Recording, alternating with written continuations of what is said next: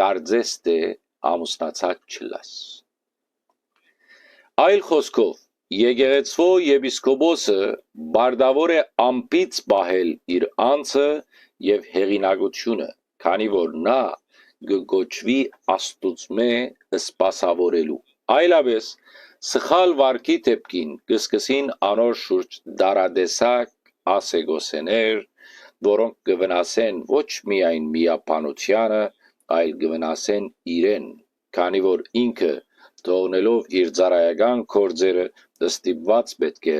արդարանալ կամ փակել մարդոց բերանները հակառակը ապացուցելով։ Ինչին ականատեսը մենք շատ հաճախ կլանք ցավով կսրտի։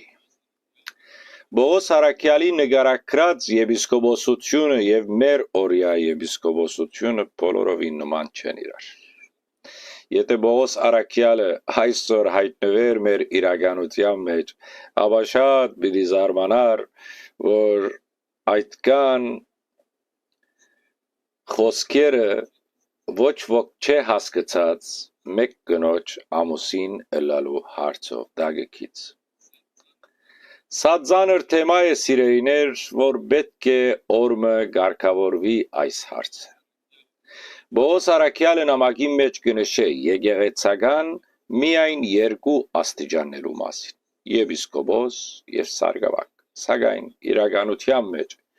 այդ աստիճանները մեր եկեղեցվո մեջ ավելի շատ են։ Ներկայիս եկեղեցվո նվիրապետական կարգը հետևյալն է՝ կաթողիկոս,